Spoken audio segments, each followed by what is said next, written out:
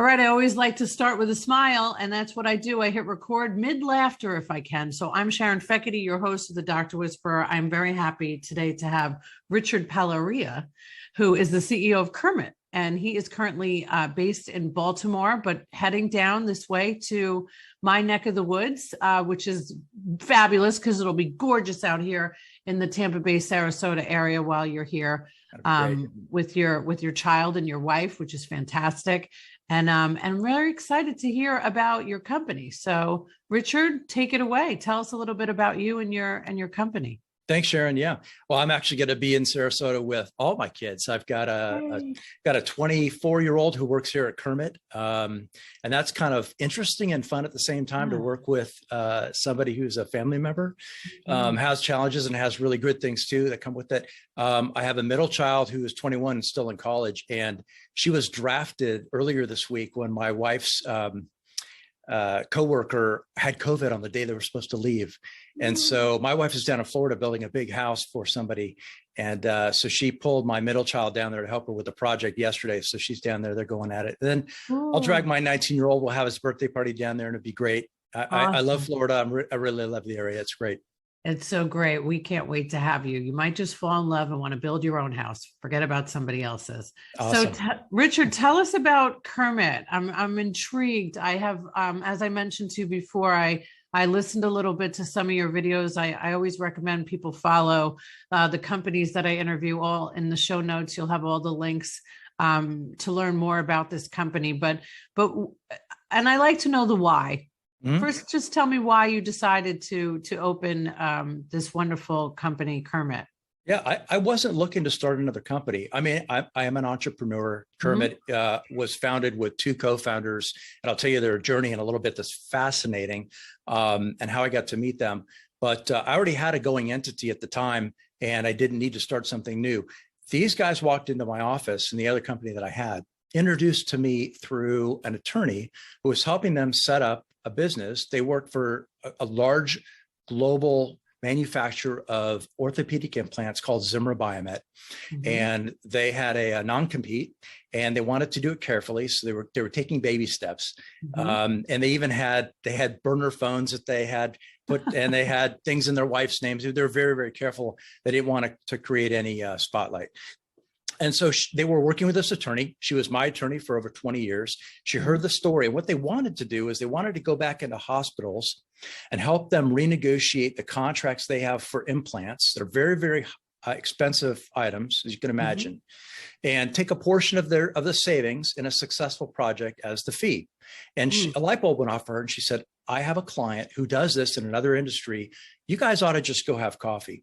And so set up I think I heard you say something about serendipity on a previous so podcast. True. Serendipity in business is my favorite. Yeah. And so we are that story for sure.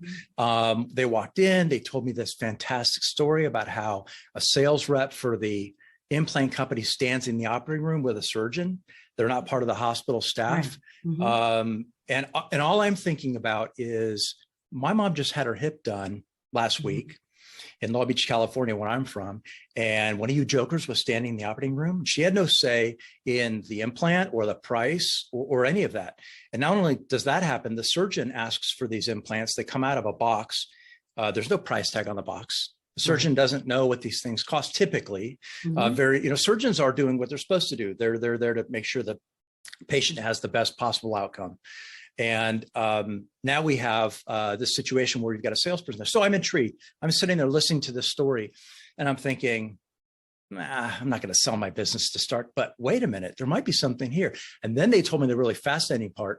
When the surgery is happening, there's a piece of paper that the sales rep holds and barcode stickers are peeled off the implant boxes and affixed to the paper. And then they write down what it is they want to charge. And then they take that paper down the hallway to purchasing and hand it in and expect to get a purchase order, i.e. to get paid. And I thought, wow, so we have healthcare, we have a paper-based process that never happens. Everything has been digitized by now. Right. And so I thought a little bit more about it. I said, okay, let's do this, guys. I'm very interested. You seem like nice gentlemen. Let's see if maybe we can put something together. I got a few ideas. I got some assets I've built, some software. I've got an entity that is well respected. I've got a name in the community. Let's just kind of incubate this idea as a joint venture. Now, serendipity number two, very quickly, we landed two hospitals who said, we love the idea, come help us negotiate a better contract. And all of a sudden, I wasn't being an effective CEO of either business. So I had to really make the hard decision at that point to sell my other company and come over and do this full time. And that was 10 years ago. Wow. And it's been a wonderful journey. I've learned a lot. I come from a medical background in that only that my dad was a cardiologist, but I didn't know anything else. He would sit me down in the doctor's lounge at the hospital to go make his rounds on a Sunday with a box of donuts and cartoons. And then he'd come back an hour later and I wasn't kidnapped. He'd take me home. And that was what I knew about healthcare. But I didn't know about all this other stuff that happens in surgery. And now Kermit, the company, not only does the negotiation on behalf of the hospitals, gets paid a portion of what we save the hospitals, but we also have purpose-built software that we have deployed to digitize this paper process and check the bills automatically in a price audit and contract compliance way to ensure the hospital only pays what they're supposed to pay. So we create a digital process. No longer is all this unstructured data locked in paper. It's in a purpose-built system that has analytics. CFOs and supply chain managers can sit down with their surgeons and show them real metrics. We can see where items were wasted in surgery and all kinds of other fascinating data that has really defied quantification until we started this company 10 years ago. That's amazing. So what was the other company? The other company was a logistics spend management company where I was negotiating FedEx, UPS, DHL contract for some of the nation's largest shippers. Again, there's some really interesting similarities between these two worlds. Pricing is obscured. You really don't know what you're going to pay when you book a shipment. Does it get residential surcharges? It is a Saturday delivery. You think you've got a great rate, but when you get your bill, it's inflated with all these surcharges, and you're not exactly sure how to negotiate that because you think you've got a great rate, but you don't know what the guy down the street is paying. Right. So a lot of, in fact, it's identical the way that we do our negotiations. We're informing a lot of what we bring to the hospitals from previous successful negotiations because we understand how to benchmark. We understand what the price points are. We understand what the vendor community is looking for in any certain quarter based on what they're trying to do. And we're really trying to, in the truest sense of a negotiation, find something that works for both parties and be the intermediary to buffer that communication and that relationship so that you don't have to beat up a vendor on price and then come ask them to provide great service. Right. It's not a place anybody wants to be. No, never. My husband works for UPS for the last 30 years. Really? And I love, I actually in December of this past year decided to take on the challenge of being a seasonal driver with him. No kidding. This is an experiment because I am a curious human being as an entrepreneur, and I always want to know the ins and outs of every business because I think that there are so many transferable skills and we really don't understand a business until we're actually in it. And I mean, I came from telecom in my 20s, and who would have thought that 20 plus years later, I'd still be in the medical industry. But having like this outside perspective, but business is business, right? And we can very easily take our skills from other companies and other services and other experiences and bring them to the medical industry. And I think the medical industry needs it the most. Especially, right? I mean, people ask me all the time, how come I'm not involved in, MGMA or going to all of these medical conferences? I'm like, because I want to learn from people that are not actually in the industry. All right. My other question for you is why Kermit? Why the name Kermit? Okay. So we built the software. We had landed the two hospitals. We built the software and we said, okay, we've got the software, but it needs a name. And how are we going to do this? So we were just 4 employees at the time, me, my 2 co-founders, and one person this was his first job out of college. Sitting around in a very small office and throwing out ideas. And I said, before we just kind of go too far afield on this, because we could be doing this for a long time, let's just set some parameters. What is the essence of the brand? Who do we want to be? What do we want to convey in a name that if somebody doesn't know who we are, they feel kind of, okay, like this is good. I kind of get the sense. So what I said to the guys, my 2 co-founders, I said, think about the beginning of the movie when I think it's a Spielberg movie when the kid's sitting on the edge of the moon, he's got the fishing pole and he casts it out and the line hits the water and the ripples go out and the music plays and it's just nice and easy and calm. I said, we're dealing with people that they're embattled. They're being asked to save money every day. They don't know where to turn. They're trying to balance the business side of healthcare with caring for patients. It's not a pleasant place to be. And in addition to all of this, we have a lot of, it was like government alphabet where we worked. There's a lot of acronyms and just stodgy old companies and no personality. So I just, that's what I said to them, almost verbatim what I'm telling you, Sharon. So I put that out there and we started to throw out names. And I've been in a couple bands in my earlier years in college. It felt like naming a band and you know, names are being thrown out and we're like, that's terrible. And that will never work. And my partner, John, who is a great guy, he's a big thinker, kind of impetuous. And he said, Kermit. I said, think of your childhood. He said, Kermit. And we laughed him right out of the room. We're like, that will never work. Because it's not kind of dressed up enough to put in front of a hospital CFO. They'll laugh us out of the room.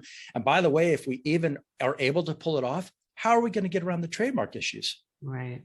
And so we spent another 5 minutes throwing names out and we came back to that and we said, nothing better than that.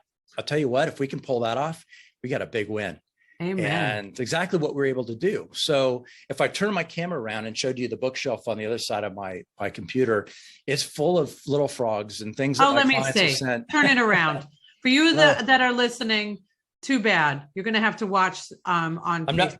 I'm not sure I could disconnect the whole setup and everything, but there's one over there that I'd love to show you. It's a frog on a rock that I got from a very large, I'll leave it nameless, but academic medical center. That narrows it down for you in the state of Maryland.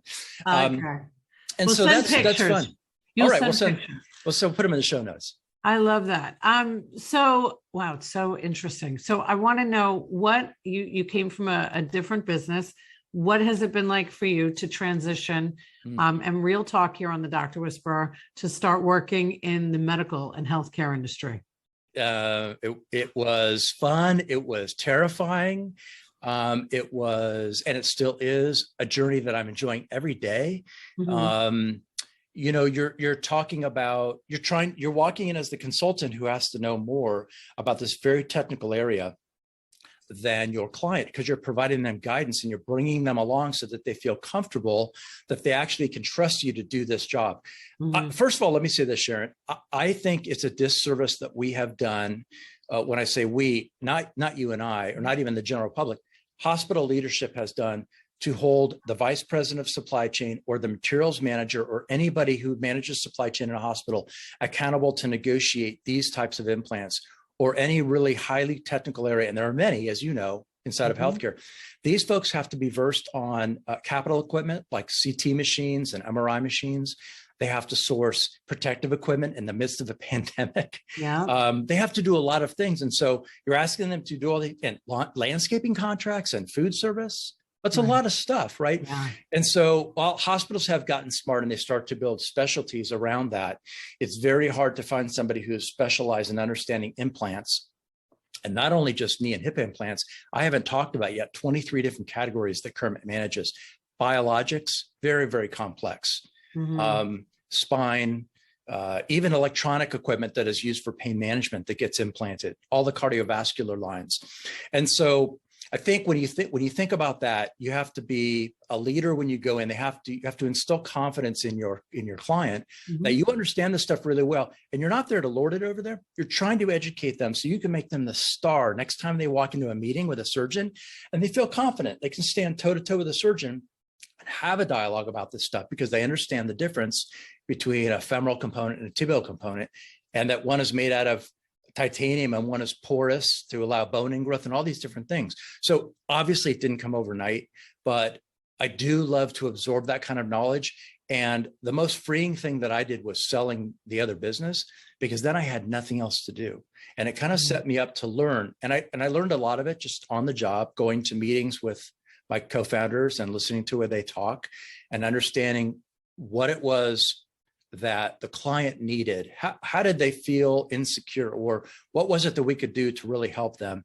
And that was natural for me. And I love to work with people. And so I think that part was easy, but I'm still learning about all these technologies, as is all of us. The one thing that the industry does very, very well, the implant manufacturers, is they release new versions of products and new products trying to innovate all the time. But there really hasn't been a truly meaningful innovation in some of these very mature categories in a long time. There have been tons of products released. They all have a bigger price tag than they did last year. And that gets really confusing for hospitals, especially when the objective of these companies is to have great relationships with their surgeons, take them to dinner, play golf, send them to sporting events, and do all that. And every good sales organization does that type of thing. But you get to a point where, how much of that stuff are we going to allow? When does a surgeon really need to be a good corporate citizen of the budget that they are also on the payroll for of that hospital? And they have to be embraced as a decision maker in all this. And that's really what we do in our process. So are hospitals seeking you out, or are you kind of knocking on the door to get in? We're more door knocking, honestly. Yep. We are 10 years into this, but I liken it to, when you watch the Grammys and the best new artist category is announced, and you're like, where did this person come from? The music is amazing. They just appeared on the scene. They didn't just appear on the scene. It was 20 years of playing in little Nashville bars and everything else they did. So I think we've kind of paid the 10-year dues. We're really now, we manage 40% of the implant spend that transacts in the state of Maryland today. So we've done a really good job in our home state, spreading out into the mid-Atlantic. And now we're sitting on our back porch, ready to attack the nation. We've got a brand new, here for 1 year, marketing manager. We've got a chief growth officer who's hired a full sales team. We've got all the infrastructure we need to go out and tell the story. And that's kind of where we are. So a lot of people, even though we've been around 10 years, don't know of us. They've never heard of us. They're going to. I'd love for every hospital that wants to do this to be able to have a shot at doing this. And it's not for everybody, honestly. There are times I will sit across the table from a supply chain manager who's got a scowl and crossed arms saying, you're not going to find $10 million worth of savings on my watch. And I'm not trying to do that. I just want them, if they want to save money, they want to manage this without headaches, they want it to feel like it's all taken care of, like everything in their childhood was, because Kermit is here, we can do it. That's what we really want to bring to them. So it's so I want to liken it to kind of what I used to do when I would go into a practice and restructure it. Majority of the time, because before I started the Dr. Whisperer 8 years ago, I ran a pediatric office for 8 years, and before that, I was director of operations for New York Medical. So I got a really great education in how difficult it can be to start up something new, how to collaborate with other specialties, how to build a business, how to have staff, all of it, right?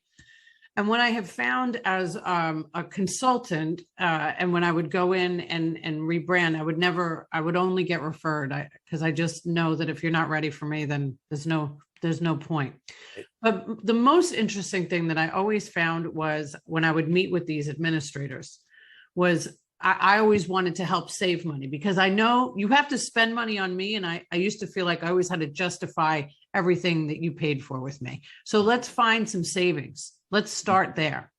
And a lot of these administrators, and, I would liken it to hospitals as well. There's so many things that they have to deal with. There's staff, there's supply chain, there's the doctors, there's malpractice, there's just so much.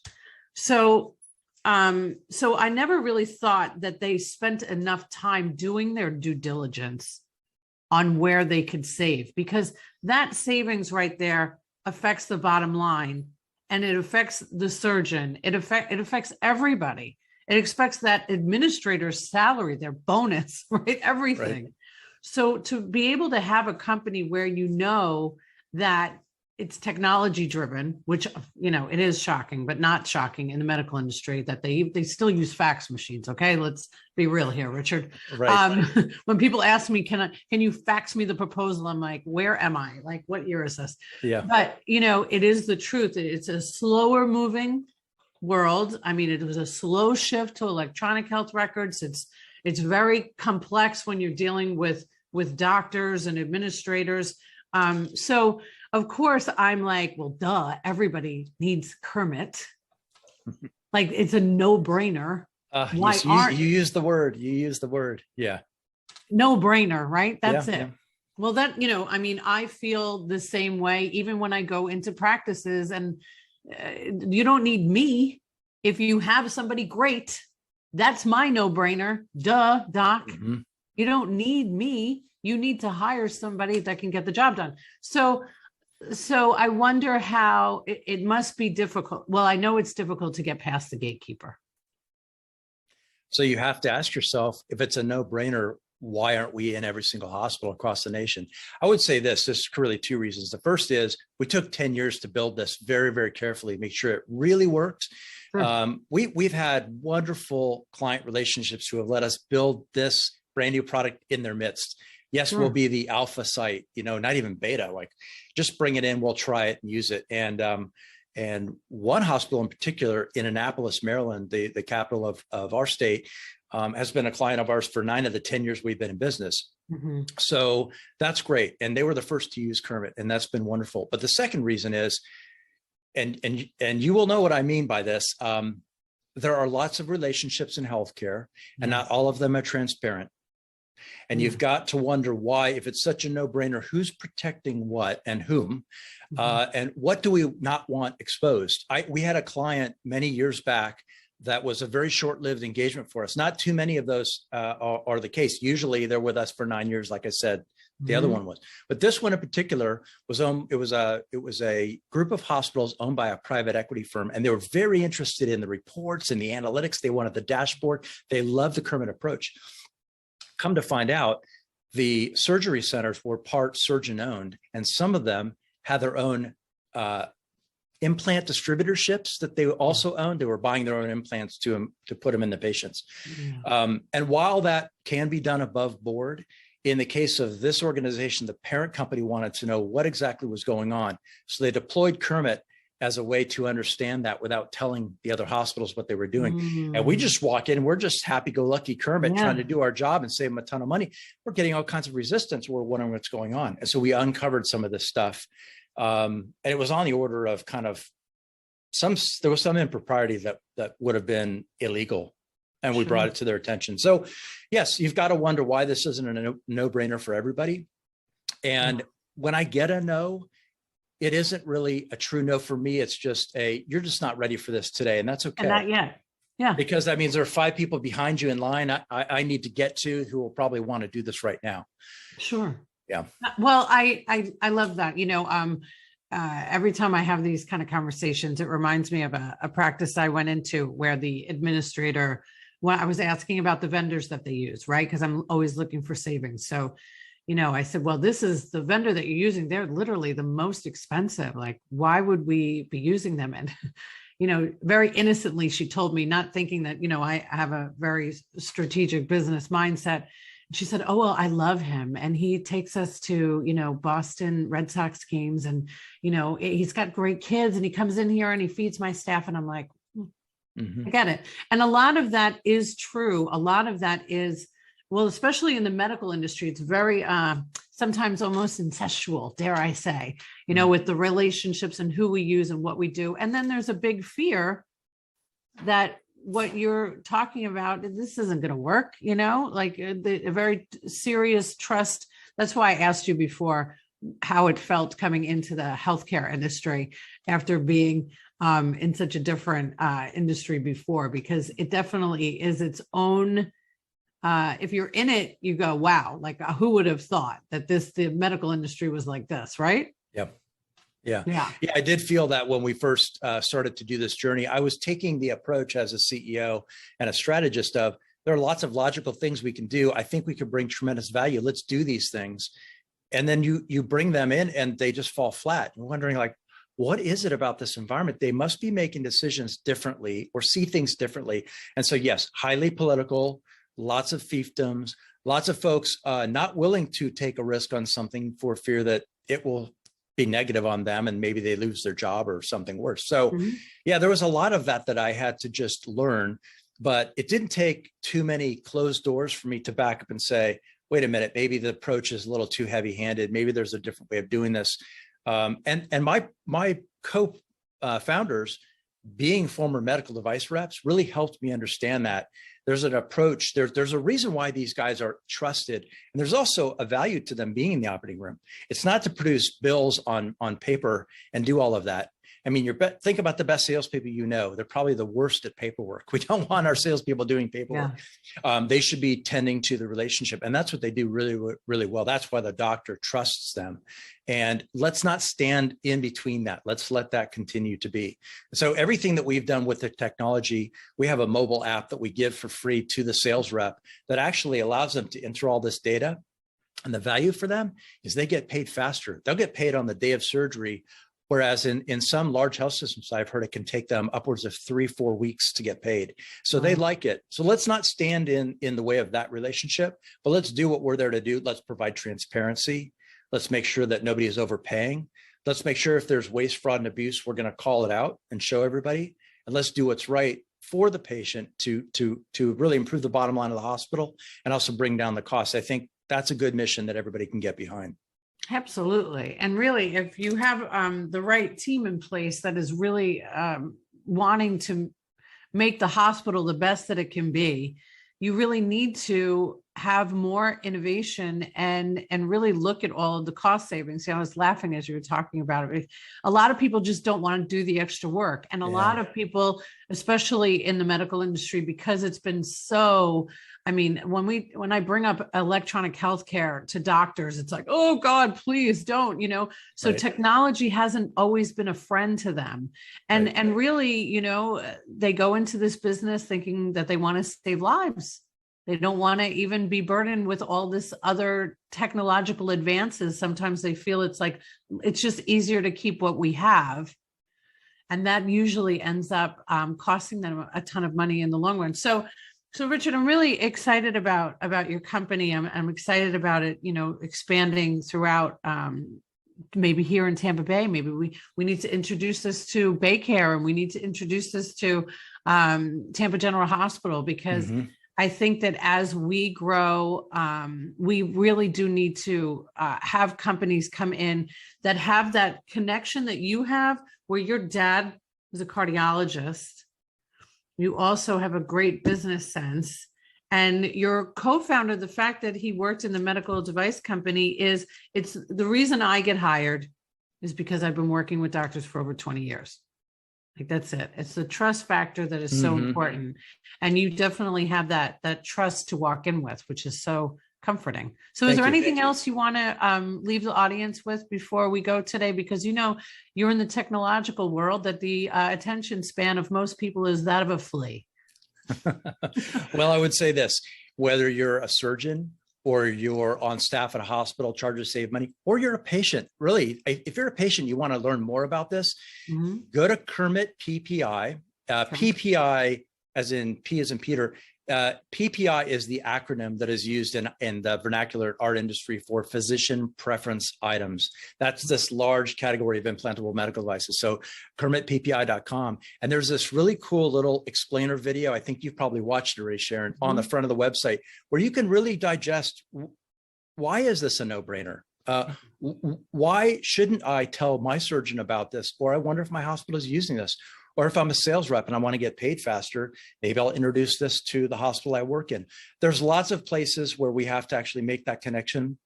There isn't one true decision maker, but according to what everybody likes to talk about in sales, who's your decision maker? There isn't one in this category. It's a collaboration. Everybody needs to be honored for the role they play. And we really are trying to create that visibility between the surgeon, the financial office, the CFO, and the supply chain manager, so they can all collaborate by removing the walls that exist today, putting true data in the center of that, data that's collected in the operating room, categorized properly, and doesn't have any error in it. And we can really look at data. We can manage recalls in a wonderful way. There's lots of things we can do with this data that we're doing at Kermit. So check out the website. Follow us on LinkedIn. We post a lot of stuff on LinkedIn. It's really easy to find us if you just search Kermit, and anything that's not a frog, it's probably going to be us. I love it. And you also, it's not just hospitals that you work with. You're working with surgery centers and such. Lots of orthopedics. What specialty do you find you're working with the most? Yeah, primarily our area is going to be in community and regional medical centers and large academic health systems. But yes, if there's a specialty hospital that is only doing spine and joint and cardiovascular surgery, and that's all they do, they're not seeing patients for anything else, that's probably a pretty good area where we can come in and help. We'll negotiate the price, get them better prices on 23 different categories of implants. We'll deploy the software to make sure that all that hard-fought cost reduction is hung on to long-term with spend management. It doesn't erode, doesn't go away, which is a big problem in this category. And so, yes, we, to a lesser extent, ambulatory surgical centers that do a lot of hip and knee and shoulder work and spine work, that's a great place to deploy our product. Awesome. Well, thank you so much. And I hope that you enjoy this beautiful area as you come and visit. Can't wait. I can't wait to get down there. All right, Richard, thanks so much for joining us. Thank you, Sharon. I appreciate it.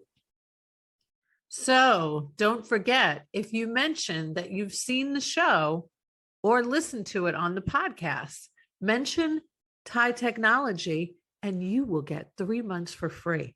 They're the best.